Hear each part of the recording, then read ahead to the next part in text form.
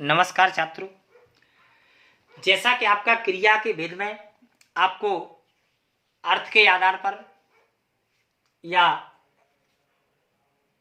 कर्म के आधार पर और दूसरा रचना के आधार पर और तीसरा काल के आधार पर भेद कराए जा रहे थे, उन भेदों के तहत आपको वर्तमान काल की क्रियाएं और भूतकाल की क्रियाओं का अध्ययन करा दिया गया था। आज आपको जो तीसरा भेद है वह भविष्य काल की क्रिया है। इसमें क्या होती है तो क्रिया के जिस रूप से किसी कार्य के जारी समय में अर्थात क्रिया के जिस रूप से किसी कार्य के आने वाले समय में अर्थात भविष्य में किसी कार्य के होने का बोध होता है उसे भविष्य काल कहते हैं। अर्थात क्रिया के जिस रूप से किसी कार्य के आगे आने वाले समय में होने का बोध होता है उसे भविष्यत काल कहते हैं। जैसे मोनू उदयपुर जाएगा, आएगा, संतोष पत्र लिखेगा। इस प्रकार जो आने वाले समय का बोध कराती हैं उन्हें भविष्यत काल की क्रिया कहते हैं। भविष्यत काल की क्रियाएं चार प्रकार की होती हैं जो मैंने आपको बता दी गई थी। पहली होती है सामान्य भविष्य, दूसरी होती है संभाव्य भविष्य, तीसरी होती है आज्ञार्थक भविष्य और चौथी होती है हेतु मद भविष्य। पहला भेद आता है आपका सामान्य भविष्य।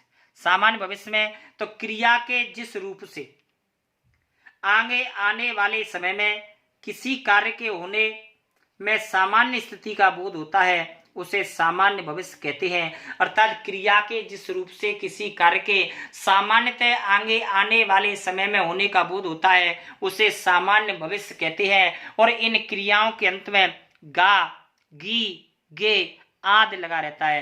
अर्थात क्रिया के जिस रूप से किसी कार्य के सामान्यतः आगे आने वाले समय में होने का बोध होता है उसे सामान्य भविष्य कहते हैं। और इन काल की क्रियाओं के अंत में गा, गी, गे आदि लगा रहता है। जैसे वह आएगा, हम जाएंगे, रीना खाना पकाएगी, मनोज पतंग उड़ाएगा, वह पढ़ेगा, वह गाना गाएगा, मोहन नहाएगा। तो आदि ऐसी क्रियाएं जिन क्रियाओं के अंत में गा, गी, गे आदि लगा रहता है उन क्रियाओं को सामान्य भविष्य काल की क्रिया कहते हैं। कौन सी क्रिया कहते हैं? सामान्य भविष्य काल की क्रिया कहते हैं। कौन सी कहते हैं? सामान्य भविष्य काल की क्रिया कहते हैं। इसके अंतर्गत जो दूसरी क्रिया होती है वो आपकी संभाव्य भविष्य काली क्रिया है। कौन सी है? संभाव्य भविष्य। तो क्रिया के जिस रूप के द्वारा आगे आने वाले समय में संभावना का अर्थ होता है लेकिन वो भविष्य में होने का बोध होता है उसे संभाव्य भविष्य काल की क्रिया कहते हैं। और इस क्रिया में शायद, हो सकता है, ऐसा लगता है तथा इसके साथ ए, ओ, ऊ आदि क्रियाओं का प्रयोग होता है। जैसे शायद वह कल आए, हो सकता है कि वह कल मैं नहीं आऊं, ऐसा लगता है जैसे वह कल आए, बादल घने काले हैं, शायद बरसात आए।